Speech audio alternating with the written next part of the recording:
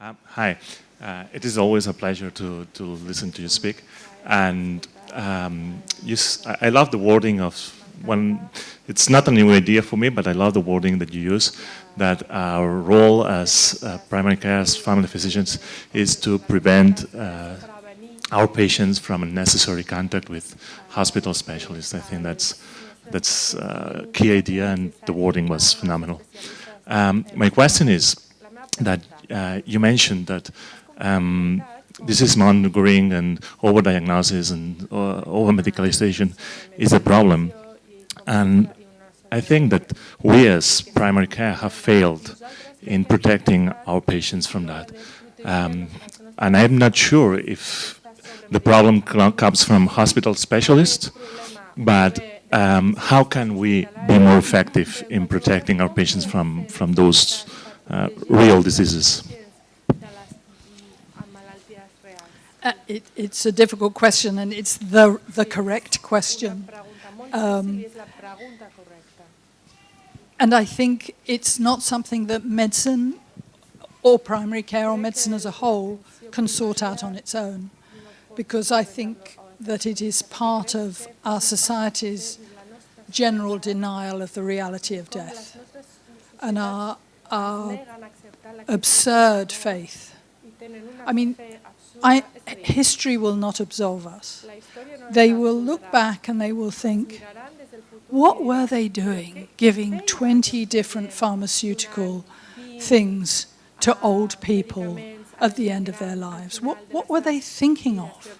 I mean, it makes bleeding people and cupping and all the other stupid things that doctors used to do, it makes it look positively benign. I mean, we poison old people and we blight their lives while somehow deluding them and us that it's for their benefit.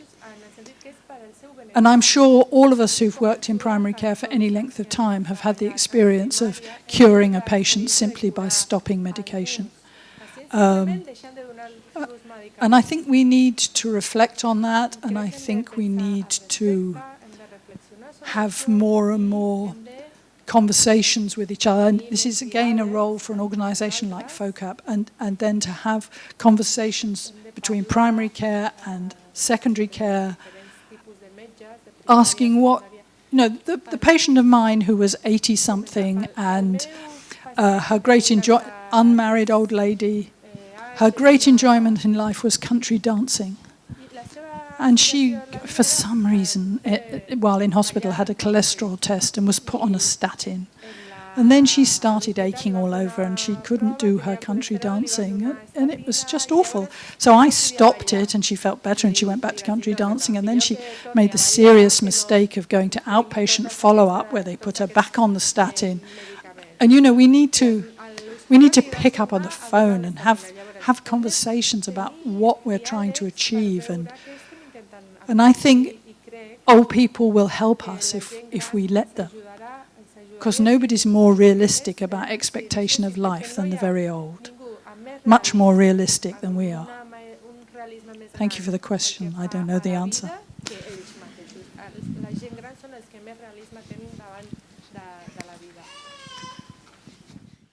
Thanks for your very inspiring talk, really amazing, in my view, the last part. That's often not heard enough in my perspective. I would say that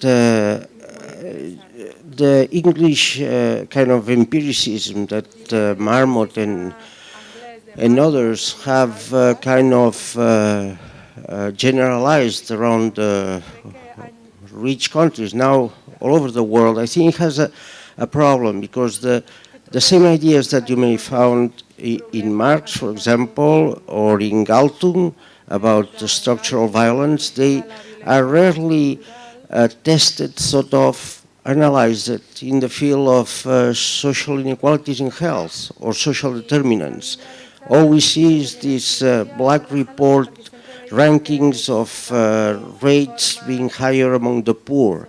At one point, the lack of testing of ideas of how inequalities are produced tends to be a factor in the support of the status quo, which I think what happened with the gradient. So in that sense, well, it's just a comment. I would like to know what you think about that.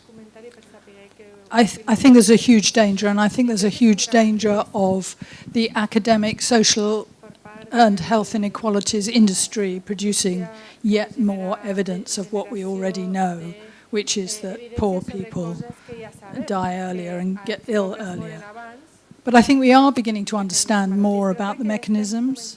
The whole thing about allostatic overload, the whole thing about the erosion of the ends of telomeres and the aging of cells. So we begin to know why it happens, but then we don't. But what we do then, I mean, it's quite remarkable that we then decide that if poor people have more strokes than rich people, then let's just give them, do something about, get primary care to do something about their blood pressure.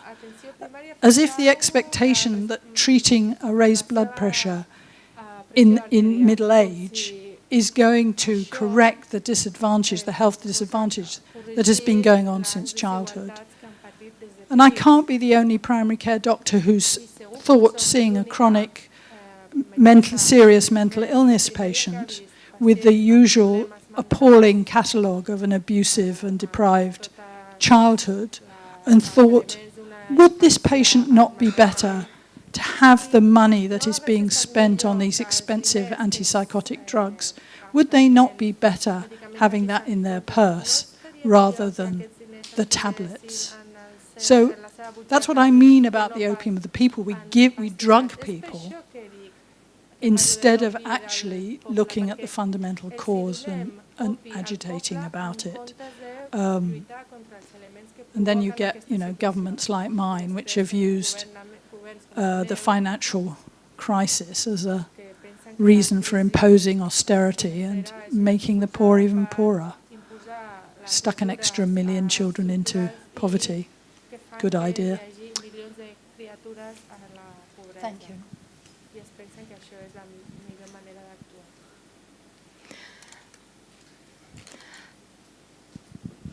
Bona tarda. Moltes gràcies. Em dic Trini i sóc una veïna de Barcelona, visc a Barcelona, i usuària de la sanitat pública. I volia parlar un momentet sobre l'altra part de la pota, que és la ciutadania en general i els usuaris i usuàries també del sistema públic. Aquí s'ha parlat molt de professionals a professionals, de la coordinació de la primària, de l'hospitalària, de l'especialitzada. I dintre de tot això estem la ciutadania, que moltes vegades som víctimes per desconeixement, perquè confiem, perquè ens diuen que el que es fa està ben fet i poques vegades es donen possibilitat i oportunitat de poder pensar, empoderar-nos, establir relacions de confiança a nivell pacient, però també necessitem un gran debat públic sobre cap a on anem, quin sistema de salut volem, com entomem les desigualtats, i això s'escapa més de l'àmbit específicament professional. Crec que hem de seguir intentant trobar un espai de debat per veure com entomem tota aquesta bogeria. Moltes gràcies. I couldn't agree more, and I think it has to go on at the level of society, at the level of organisations like FoCAP, and at the level of the individual health consultation. So I think the whole thing of trying to achieve shared understanding of medicine within a consultation, shared decision making, trying to both parties to go in with an open mind, to have a really open conversation about what the choices are in a chronic situation. Obviously in an acute situation there aren't so many choices, but there are always some. But also at the level of society, at the level of organisations, at the level of government, I wish. but these are very serious conversations that need to be had, and I couldn't agree more with you. Thank you. I would like to make a very, a question that relates to the number of physicians. You already... Number of what, sorry? Physicians. Physicians, yeah. Yeah. You mentioned during your talk that there is a relationship between the number of physicians and the morbidity and mortality. What do you think is the number of physicians, the ratio per number of inhabitants in the urban and in the rural areas? I think that's a very, very difficult question to answer. I come from a country that always tries to be well below the European average in its number of physicians per population. I think that if you have stronger primary care, you can get away with a lower ratio of physicians to population. We always used to aspire in the UK to having 50% of physicians in primary care and 50% in specialist care. That's proved very hard to maintain. The proportion of general practitioners has fallen. But then as soon as that happens, you unbalance the service and more people end up seeing specialists, and you have the results in terms of cost, in terms of health equity, and in terms of health outcomes that I talked about. So I don't know what the ideal proportion is. I'm sure it's possible to have too many. It's certainly possible to have too few. I think it's more important to think about the balance between primary care physicians and secondary and tertiary care physicians. Yeah, but this is a very important point from the administrative point of view, because you need to have a number of physicians already to be in place.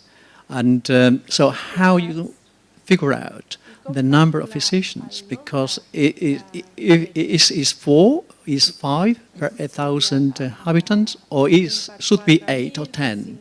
I think it's a very, very important point, because we are moving now the specialist care that is the center of all healthcare in Europe to a more primary care, and you need to know how many people, how many physicians we need to have a primary care which is of good quality. Well, what I'm saying is if you can equalize the numbers across that divide, the overall number isn't as important as the proportion in each sector.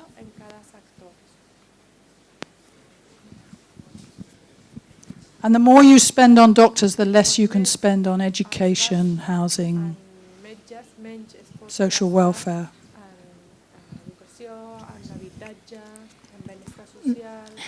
En uno de los últimos escritos que yo he leído sobre diagnóstico que he leído tuyo, situabas que hay dos aspectos que nos defienden, digamos, de las relaciones de poder que se producen entre, digamos, el sistema sanitario y la población, ¿no?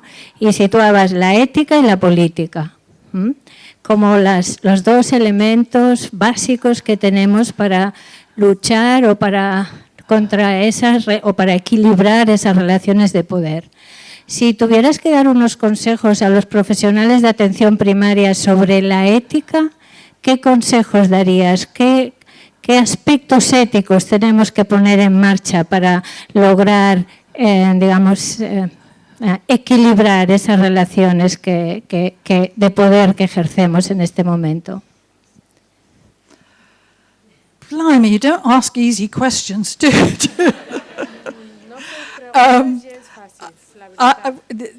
2 days ago, I was reading, I can't remember who I was reading. Oh, I was reading Zygmunt Bauman about market economy in the globalized world. And he was pointing out the notion of moral economy, that the thing about the market tries to invade every single aspect of human life. And it has been very successful in invading European healthcare systems, to their detriment, I would say. But they are continually frustrated by the enduring existence and power of the moral economy, what people can do, like FoCAP, for example, like small organizations that get together because they don't like what they're seeing, and they don't like what the effect is, and they don't think it's right, and they are prepared to think about what is right and what is wrong in any particular situation, and speak publicly about it. And that's where I think we start with ethics, and then we become politically active. So I like the idea of the moral economy, and that we should be doing whatever we can to bolster the position of the moral economy within healthcare. And I think that comes back to the question from the citizen about the public conversation that needs to be had. Because all these problems extend way beyond medicine. They are integral to 21st century, globalized, profit-driven, market-driven economies, neoliberal economies that we all live within. But the moral economy has never been totally vanquished, and is never likely to be, because people will still try and close a coal mine or save a building, or, you know, there's always a fight back, and we need to be there in the fight back. Les infermeres hem estat sempre al costat del malalt i sempre hem estat al costat dels que són més pobres, dels que tenen més necessitats, tant a nivell d'hospitalari com a nivell del domicili, com a nivell de l'atenció primària. Quin és el rol del futur que vostè veu a les infermeres de l'atenció primària? Absolutely fundamental. And anybody who's been, not just first care, anybody who's been seriously ill knows that nurses are more important to their recovery than doctors, usually, because it's the reality and the physicality of care, and it's the use of touch and things that nurses have held on to and doctors have tended to let go of, but need to recover. So I think absolutely fundamental. There are whole areas of primary care nursing that are to do with touch. And I think particularly with old people, in fact, this is a story about doctors actually, but there's been surveys of the British old people who come and live in the south of Spain, okay, and what they think of their healthcare. And what they love about their healthcare is that Spanish doctors and nurses are so much more tactile than British ones. You know, touch, hugs, all sorts of arm around the shoulders things that doesn't happen in Britain but continues to happen in Spain. And I think it's a fundamental healing mode is touch. And I think nurses are the experts on therapeutic touch and need to keep teaching the rest of us how to do it and to... It worries me when political systems try to turn nurses into doctors, because you can do that, but then you lose the nurse. And there's something... It's another very important complementarity between doctors and nurses, that nurses are, when people are dying, for example, It's very rare for a doctor to be in a home when a patient's dying. It's not rare for a nurse to be there for hours on end. It's very rare for a doctor to be there for more than 10 minutes. That's what... And so we mustn't lose those... I'm not making much sense. I think I'm tiring rapidly. I like the sound of the music. Has parlat de la longitudinalitat, no? De la relació entre professional i pacient, no? Com al centre de l'atenció primària. I realment el que estem vivint, no sé si a Gran Bretanya, però aquí és que la longitudinalitat està perdent importància tant a nivell dels gestors, que no organitzen els equips en base a la longitudinalitat, ni tampoc dels professionals, que d'alguna manera no li donen el valor que té i d'aquesta manera es perd el que és bàsic de la feina. Llavors, per què penses que ha passat això i com es podria capgirar? I think it's happened again because of the market model.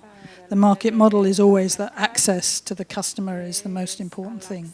The repeat visit is not as important as the access. I also think it happens because it's only a minority who are sick at any one time. And most politicians and most policymakers are relatively young and relatively healthy. And it's only when you become sick that you really understand why continuity of care is important. When I got really sick a few years ago, I was upset if the receptionist in the hospital clinic was different. Not if, even if it was the same doctor, if the receptionist was different, I felt disorientated and vulnerable. So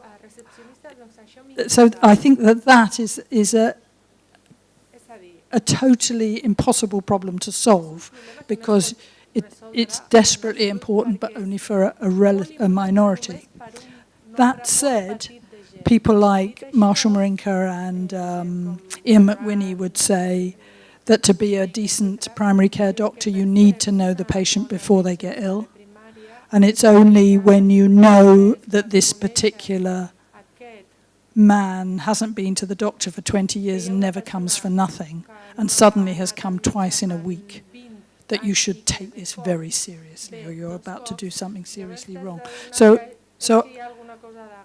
And again, I think you have to have a certain amount of experience to realize that longitudinality, continuity of care, makes the work easier for both the patient and the doctor.